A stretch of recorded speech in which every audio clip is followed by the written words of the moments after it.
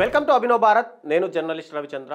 నిన్న మొన్నటి వరకు ప్రపంచవ్యాప్తంగా ఎవరైతే చమురు నిల్వలు ఎక్కువగా ఉండి అంటే వాళ్ళ దగ్గర నిల్వలు పెట్టుకుంటారో ఆ దేశాలు ఇన్ని రోజులు బలమైన ఆర్థిక వ్యవస్థలుగా ఎదిగాయి. ఇందులో ఎవరికి కూడా సందేహం లేదు. కానీ ఇప్పుడు టోటల్గా ప్రపంచ పరిస్థితులన్నీ కూడా మారిపోతున్నాయి. భవిష్యత్తులో రేర్ ఎర్త్ ఎలిమెంట్స్ ఏవైతే దేశాలు ఆస్తులుగా పెట్టుకుంటాయో అంటే ఆ మినరల్స్ ఎక్కువగా ఏ దేశం దగ్గర ఉంటాయో అవే ఇప్పుడు కింగ్లుగా మారే అవకాశం ఉన్నాయి. ప్రపంచం మొత్తం కూడా క్లీన్ ఎనర్జీ వైపు పరిగెత్తుండడం, చాలా దేశాలు కూడా రక్షణ రంగాలను బలోపేతం చేసుకుంటుండడం, టెక్నాలజీ డెవలప్మెంట్తో అంటే మనం చూసుకుంటే కనుక స్మార్ట్ గాడ్జెట్ల వాడకం పెరగడం వల్ల ప్రస్తుతం దేశవ్యాప్తంగా కానీ ప్రపంచవ్యాప్తంగా కూడా రేర్ ఎర్త్ ఎలిమెంట్స్ అనేది ఇక్కడ ప్రపంచానికి మరో ఇంధనంగా మారిపోయాయి. ఇంతకీ ఆ రేర్ ఎర్త్ ఎలిమెంట్స్ అంటే ఏంటి, వాటితో ఏం తయారు చేస్తారు అనేది మనం ఈ వీడియోలో డిస్కస్ చేద్దాం. ఈ మధ్య చైనా రేర్ ఎర్త్ మెటల్స్ లేదా రేర్ ఎర్త్ ఎలిమెంట్స్ ఎగుమతులపై ఇక్కడ ప్రస్తుతం కఠినమైన ఆంక్షలు విధించింది. ఎప్పుడైతే ఇట్లా కఠినమైన ఆంక్షలు విధించిందో ప్రపంచం మొత్తం కూడా అసలు ఈ రేర్ ఎర్త్ ఎలిమెంట్స్ అంటే ఏంటి, దీన్ని దేనికోసం వాడతారు అని చెప్పి అంతా కూడా ఒక టాక్ అయితే వినిపించింది. ఇక్కడ ఏదైతే చైనా విధించిన ఆంక్షలతోటి అక్కడ అమెరికా మొత్తం కూడా అగ్రరాజ్యంగా చెప్పుకునే అమెరికా మొత్తం కూడా ఒక్కసారిగా ఉక్కిరిబిక్కిరిపోతుంది. అసలు వాటితో అమెరికాకి పనేంటి అని అనుకుంటున్నారా? అమెరికాకే కాదు, భవిష్యత్తులో అన్ని దేశాల అభివృద్ధికి కూడా ఆ రేర్ ఎర్త్ ఎలిమెంట్స్ అనేవి ఇక్కడ కీలకంగా మారబోతున్నాయి. చమురు, బంగారం లాంటి వాటిపై ఏ దేశమైనా సరే ఆంక్షలు కనుక విధిస్తే ఇక్కడ మరో దేశాల నుంచి మనం వాటిని కొనుక్కోవచ్చు. కానీ చైనా నుంచి రేర్ ఎర్త్ ఎలిమెంట్స్ ఎగుమతులు గనక ఒకవేళ నిలిచిపోతే కొన్ని దేశాల్లో పరిశ్రమలు మొత్తం కూడా మూతపడే అవకాశాలు అయితే స్పష్టంగా కనిపిస్తున్నాయి. ఎందుకంటే ఇక్కడ ఎలక్ట్రిక్ వెహికల్ మోటార్ల నుండి విండ్ టర్బైన్ల తయారీ వరకు కూడా ప్రతి దాంట్లో కూడా ఈ రేర్ ఎర్త్ ఎలిమెంట్స్ అనేవి ప్రముఖ పాత్ర పోషిస్తాయి. అంతెందుకు F-35 ఫైటర్ జెట్లుగా మనం చెప్పుకుంటామో ఆ ఫైటర్ జెట్లు కానీ టమాహాక్ క్షిపణులు అని మనం చెప్తుంటాం, అంటే అమెరికా మెయిన్గా ఇవి తయారు చేస్తుంటుంది. ఈ అనేక రకాల ఆయుధ వ్యవస్థల్లో కూడా ప్రధాన భాగాల్లో వీటిని ఈ రేర్ ఎర్త్ ఎలిమెంట్స్ అనేవి ముఖ్యంగా వాడతారు. అయితే మనం ఒక్కసారి చిన్నప్పుడు చదువుకొనే ఉంటాం పీరియాడిక్ టేబుల్ అనేది, చాలామందికి గుర్తుండొచ్చు, ఉండకపోవచ్చు. అయితే ఈ పీరియాడిక్ టేబుల్ ప్రకారం 17 అరుదైన మూలకాల సమూహాన్ని అంతా కలిపిదే ఈ రేర్ ఎర్త్ ఎలిమెంట్స్ అని పిలుస్తారు. అవి ఏంటి అంటే కనుక ముఖ్యంగా ఈ 17 వాటిల్లో scandium, yttrium, lanthanum, cerium, praseodymium, neodymium, promethium, samarium, europium, gadolinium, ఇక terbium, dysprosium, holmium, erbium, thulium, ఇక ఇటర్బియం, లుటెట్టియం ఇవన్నీ కూడా కలిపి ఒక రేర్, అంటే వీటి పేర్లలో మనకు రేర్ అని కనిపించినా కూడా ఇవి చాలా మూలకాలు అనేవి మనకు భూమిలో ఎక్కడైనా సరే దొరుకుతాయి. కానీ ముడి ఖనిజం నుంచి ఈజీగా వేరు చేయగలిగేంత ఎక్కువ సాంద్రత కలిగిన గనులు అనేవి ఇక్కడ చాలా అరుదుగా ఉంటాయి. అంటే అన్నీ కలిపి మిక్స్డ్గా వీటితో పాటు కొన్ని ఎలిమెంట్స్ అన్నీ కూడా కలిపి మనకు భూమిలో కామన్గా దొరుకుతాయి. కానీ ఈ ఎలిమెంట్స్ మాత్రం పూర్తిగా అంటే బయటికి తీసి వీటిని కనుక సపరేట్ చేయాలంటే మాత్రం ఇది పెద్ద ఖర్చుతో కూడుకున్న విషయం. ఇక భూమిలో కొన్ని ఎలిమెంట్స్ భూమిలో అంటే సీసం, రాగి కంటే ఎక్కువ మొత్తంలో కూడా ఇవి దొరుకుతాయి. కానీ వాటిలా ఒకే చోట ఇవన్నీ కూడా నిక్షేపాలు అనేవి భూమిలో దొరకవు. భూమి పొరల్లో చాలా తక్కువ పరిణామంలో సన్నగా వ్యాపించి ఉంటాయి ఇవన్నీ కూడా, లేదంటే ఇతర ఖనిజాలతో ఇవన్నీ కూడా ఇతర ఖనిజాలతో కలిసిపోయి ఉంటాయి. కాబట్టి వాటిని వెలికి తీయాలన్నా, వాటిని వెలికి తీశాక కూడా వాటిని వేరు చేసి శుద్ధి చేసే ప్రక్రియలు అనేవి కొన్ని కోట్ల రూపాయల ఖర్చుతో కూడుకున్నాయి. ఇవి ప్రధానంగా బాస్టనాసైట్, మోనాజైట్ లాంటి ఖనిజాలలో ఇవి ఎక్కువగా నిక్షిప్తమై ఉంటాయి. వీటన్నిటినీ కూడా రసాయన ధర్మాలు ఒకే రకంగా ఉండడం వల్ల ఖనిజాల్లో దాదాపు అన్నీ కలిసే ఒక రకంగా మిక్స్డ్గా తయారై ఉంటాయి. అందుకనే చైనా ఏం చేసిందంటే 1907లో చైనా మొట్టమొదటిసారిగా ఈ రేర్ ఎర్త్ ఎలిమెంట్స్ ఏవైతే ఉన్నాయో వాటన్నింటినీ కూడా మెయిన్గా కనుక్కుంది. వీటితో ప్రపంచ దేశాలన్నింటినీ కూడా డామినేట్ చేయొచ్చు అని చెప్పి చైనా భావించింది. చాలా దేశాల్లో మనం మాట్లాడుకున్నట్టుగా బాస్టనాసైట్ కానీ మోనోజైట్ గనుజులు ఉన్నప్పటికీ కూడా ఉత్పత్తి విషయంలో మాత్రం చైనా ఎప్పుడూ కూడా మొదటి స్థానంలోనే ఉంది.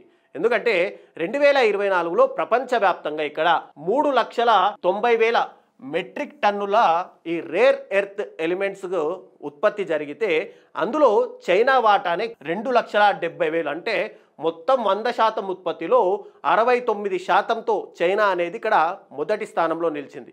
ఇక అమెరికా చూసుకుంటే కేవలం 45,000 మెట్రిక్ టన్నుల ఉత్పత్తి చేయగలరు. ఆ తర్వాత స్థానాల్లో ఇక్కడ మయన్మార్, ఆస్ట్రేలియా, థాయిలాండ్, తర్వాత ఇండియా. ఇక చైనా ముందు చూపు వల్లనే ఇప్పుడు ప్రొడక్షన్లో కూడా ఆ దేశం ముందుంటుంది. ఆ దేశం ఏం చేసిందంటే 1990లోనే రేర్ ఎర్త్ ఎలిమెంట్స్ అనేది ఒక ఇంపార్టెంట్ అని చెప్పి వాళ్ళు గుర్తించారు. అందుకే అక్కడ అధునాతనమైనటువంటి ఫ్యాక్టరీలను, పరిశ్రమలను వాళ్ళు నెలకొల్పారు. తక్కువ ఖర్చుతో ఎక్కువ ఉత్పత్తి చేయగల ఒక ఇన్ఫ్రాస్ట్రక్చర్ని వాళ్ళందరూ కూడా డెవలప్ చేసుకున్నారు. పైగా చైనాలో పరిశ్రమలపై అనేది నిబంధనలు తక్కువగా ఉండడం వల్ల అక్కడ ప్రొడక్షన్ కూడా క్రమంగా పెరుగుతూ వచ్చింది. ఎందుకంటే ఇతర దేశాలతో చూసుకుంటే ఇక్కడ ఫ్యాక్టరీ పెట్టాలన్నా దాని మీద సెస్ అని, లేదంటే పన్నులు అని చెప్పి, ఎలక్ట్రిసిటీకి అని చెప్పి, వాటర్కి అని చెప్పి ప్రతి దాంట్లోనూ పన్నులు వసూలు చేస్తారు. కానీ చైనా మాత్రం అక్కడ పరిశ్రమ నెలకొల్పితే ఎన్ని ఉద్యోగాలు వస్తాయి, ఎంతమంది ఇండైరెక్ట్గా డైరెక్ట్గా ఇక్కడ జీవనోపాధి పొందుతారు అనే ఉద్దేశంతో వాళ్ళందరూ కూడా ఇలాంటి పరిశ్రమలకు అక్కడ చైనా ప్రభుత్వం అనేది రాయితీలను కల్పించి అక్కడ పరిశ్రమ పెట్టడానికి చైనా ఒక ప్రోత్సాహకం కూడా ఇస్తుంది. అందుకే ప్రపంచ మార్కెట్నే ఇక్కడ చైనా పూర్తిగా ఆక్రమించిందని చెప్పుకోవచ్చు. ప్రపంచం వినియోగిస్తున్నటువంటి మొత్తం ఎలిమెంట్స్లో చైనానే 70% ఇక్కడ మైనింగ్ చేస్తుంది, 90% ఏమో ప్రాసెసింగ్ చేస్తుంది. అంటే ఒక్కసారిగా మనం గుర్తు చేసుకోవాలి చైనా ఎంతగా ఇక్కడ ఉత్పత్తి చేస్తున్నారు. అంతేకాదు ఈవీ ఎలక్ట్రిక్ మోటార్స్ కానీ, నార్మల్ మోటార్ వెహికల్ కానీ, డిఫెన్స్ రంగంలో వాడే మ్యాగ్నెట్స్ మొత్తం కూడా దాదాపుగా 92 నుంచి 93% ఇక్కడ హీట్ రెసిస్టెంట్ మ్యాగ్నెట్స్ తయారీలో ఉపయోగపడేటువంటి హెవీ రేర్ ఎర్త్లు అంటే ఇక్కడ మీకు ఎలా చెప్పాలంటే డిస్ప్రోజియం, టెర్బియం లాంటివి 99% వరకు ఇక్కడ మొత్తంగా చైనానే ఉత్పత్తి చేస్తుంది. ఒక అంచనా ప్రకారం మనం చూసుకుంటే ప్రపంచవ్యాప్తంగా 1.1 బిలియన్ మెట్రిక్ టన్నుల రేర్ ఎర్త్ ఎలిమెంట్స్ అనేది మొత్తంగా ప్రపంచం మొత్తంలో నిల్వలు ఉన్నాయి. అందులో దాదాపుగా 44 టన్నుల మెట్రిక్ రేర్ ఎర్త్ ఎలిమెంట్స్ అంటే 40% మొత్తం కూడా చైనాలో ఉన్నాయి. ఆ తర్వాత స్థానాల్లో చూసుకుంటే Brazil, India, Australia, Russia, Vietnam, US లాంటి దేశాలు తర్వాత స్థానాల్లో ముత్తుగా ఉండిపోయాయి. ఇక ఈ రేర్ ఎర్త్ ఎలిమెంట్స్కి ఇప్పటికే ప్రపంచవ్యాప్తంగా కూడా ఒక డిమాండ్ ఉంది. ఈ ఎలిమెంట్స్ కనుక లేకపోతే సాంకేతికత అభివృద్ధి మనము డెవలప్ అవుతున్నాం, మనం అన్నీ తయారు చేస్తున్నామని చెప్పుకుంటున్నాం, కానీ ఇవి కనుక లేకపోతే ఫ్యూచర్లో ఇవన్నీ కూడా తయారయ్యే అవకాశాలు అయితే లేవని చెప్పుకోవచ్చు. 2023లో మ్యాగ్నెట్లకు 45%, తర్వాత బ్యాటరీలకేమో 10% పూర్తిగా డిమాండ్ పెరిగింది. 2030 నాటికి ఎలక్ట్రిక్ వాహనాలకు అనేది రెట్టింపు అయ్యే అవకాశం. ఎందుకంటే పొల్యూషన్ ఎక్కువ వస్తుంది కాబట్టి ప్రతి ఒక్కరు కూడా ఎలక్ట్రిక్ వెహికల్ వాడండి, ఎలక్ట్రిక్ వెహికల్ ద్వారా వాయు కాలుష్యం తగ్గుతుంది. ఇక మిగతాది పెట్రోల్, డీజిల్ కానీ లేదంటే ఫ్యూచర్లో ఏదైతే ఆయిల్ రేట్లు పెరుగుతాయో వాటన్నిటికి కూడా చెక్ పెట్టొచ్చు అని చెప్పి ప్రతి దేశం కూడా ఎలక్ట్రిక్ వాహనాలను పెంచండి అక్కడ అని చెప్పి ప్రచారాలు చేస్తుంది. కానీ ఈ ఎలక్ట్రిక్ వెహికల్స్లో వాడాలంటే కూడా ఖచ్చితంగా ఈ రేర్ ఎర్త్ ఎలిమెంట్స్ అనేవి చాలా ఉన్నాయి. ఎప్పుడు వాటి డిమాండు 2 లక్షల టన్నులకు పెరిగిందని చెప్పి ఒక అంచనా కూడా ఉంది. ఇక గ్లోబల్ వార్మింగ్ని ఎదుర్కోవడానికి చాలా దేశాలు కూడా ఇప్పటికే క్లీన్ ఎనర్జీ అనే దాన్ని ప్రోత్సహిస్తున్నాయి. దీనివల్ల కూడా అంటే క్లీన్ ఎనర్జీ కోసం కూడా ఈ రేర్ ఎర్త్ ఎలిమెంట్స్ అనేవి ముఖ్యంగా వాడతారు. ఇక రేర్ ఎర్త్ ఎలిమెంట్స్ గన్నుల తవ్వకం కానీ వాటి రిఫైనింగ్ కూడా కొద్ది వరకు ఇవంతా ఓకే తయారైతూనే ఉన్నాయి ప్రపంచవ్యాప్తంగా అని మనం చెప్పుకోవచ్చు. కానీ వీటిని తవ్వడం కానీ వాటిని రిఫైనింగ్ చేయడం అనేది కూడా పర్యావరణానికి చాలా హానికరం. వాటిలో ప్రాసెస్ చేసే ప్రక్రియల్లో అక్కడ ఏవైతే రిఫైన్ చేసిన తర్వాత కలుషితమైనటువంటి ద్రావణాలు వస్తాయో అవి పూర్తిగా నేలని కానీ నీళ్లను కానీ వాతావరణాన్ని కలుషితం చేసి ఇక్కడ విషపూరిత పదార్థాలను ఇవన్నీ కూడా విడుదల చేస్తాయి. అందుకే సైంటిస్టులు అనేవాళ్ళు ఇప్పటికే ఒక ఎకో ఫ్రెండ్లీ టెక్నాలజీని అనేది డెవలప్ చేస్తున్నారు. కానీ అవి పూర్తి స్థాయిలో ఇప్పటి వరకు కూడా అందుబాటులోకి రావు. కొన్ని రేర్ ఎర్త్ ఎలిమెంట్స్లో కొద్ది మొత్తంలో మనం చూసుకుంటే కనుక రేడియో యాక్టివ్ థోరియం కానీ యురేనియం కూడా ఉంటాయి. అందుకే కొన్ని దేశాల్లో గనులు ఉన్నప్పటికీ కూడా అక్కడ తవ్వకాలు చేయడానికి ఆయా దేశాలన్నీ కూడా రిస్ట్రిక్షన్ పెట్టాయి. ఈ పరిస్థితుల్లో మార్పులు తీసుకొచ్చేందుకే ఇక్కడ రీసైక్లింగ్ కానీ సబ్స్టిట్యూట్ మెటీరియల్స్ పైన కూడా సైంటిస్టులు అనేది రీసెర్చ్లు చేస్తున్నారు. ఓకే, ఇదంతా బాగానే ఉంది. మరి రేర్ ఎర్త్ ఎలిమెంట్స్ వల్ల ఫ్యూచర్ ఎలా మారుతుంది, దేనికి ఉపయోగిస్తారు అంటే మనం నిత్యం వాడే స్మార్ట్ ఫోన్లు కానీ, ల్యాప్టాప్లు కానీ, టీవీలు కానీ, కెమెరాలు కానీ, ఇతర ఎలక్ట్రానిక్ పరికరాలు అన్నింటిలోనూ కూడా ఈ రేర్ ఎర్త్ ఎలిమెంట్సే ఎక్కువగా వాడుతుంటారు. ఉదాహరణకు మనం చూసుకుంటే లాంతనం కానీ, సీరియంని ఇక్కడ కెమెరాలు వాడతాం మనం అందరం కూడా. ఈ కెమెరా లెన్స్లలో ఇవే వాడతారు. ఇక హార్డ్ డ్రైవ్లు, ఎల్సిడి కానీ, ఎల్ఈడీలు కానీ, స్క్రీన్లు, బ్యాటరీల తయారీలలో కూడా వీటినే ముఖ్యంగా వాడతారు. ఇక గ్రీన్ ఎనర్జీకి సంబంధించి రేర్ ఎర్త్ ఎలిమెంట్స్లో కొన్ని మూలకాలతో కలిస్తే శక్తివంతమైన అయస్కాంతాలుగా మారుతాయి. కాబట్టి వీటిని ఎలక్ట్రిక్ వెహికల్స్లలో కానీ, కార్లలో పవర్ విండోల కోసం కానీ, విండ్ టర్బైన్ల కోసం, బయటికి వెళ్తే మనకు టర్బైన్లు కనిపిస్తుంటాయి, విండ్ టర్బైన్ల కోసం కానీ, హెడ్ ఫోన్లలో స్పీకర్లు, మరికొన్ని ఎలక్ట్రిక్ గాడ్జెట్లలో కూడా ఇవి మెయిన్గా వాడతారు. ఇక డిఫెన్స్ రంగంలో కూడా ఇవి కీలక పాత్ర పోషిస్తాయని చెప్పుకోవచ్చు.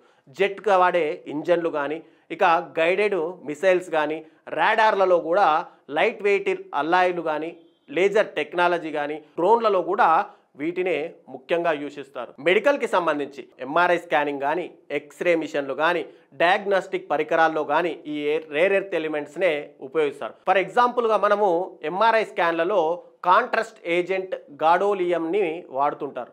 అందుకే దానికి కూడా దీన్నే ముఖ్యంగా వాడతారు. ఇక పరిశ్రమల్లో చూసుకుంటే కనుక ఆటోమొబైల్ కానీ, గ్లాస్ పాలిషింగ్ కానీ, ఫైబర్ ఆప్టిక్స్ కానీ, అంటే నేను వాడుతున్న అద్దాలను కూడా కానీ, ఫర్టిలైజర్ కానీ, ఎల్ఈడి లైటింగ్లలో కూడా వీటినే వాడతారు. కాబట్టి ఇవి అనేది ఫ్యూచర్ మొత్తం కూడా డిసైడ్ చేసే ఫ్యాక్టర్గా ఉంటుంది. కాబట్టి ఈ రేర్ ఎర్త్ డామినేషన్ అనేది పూర్తిగా ప్రపంచవ్యాప్తంగా పెరిగిపోయింది.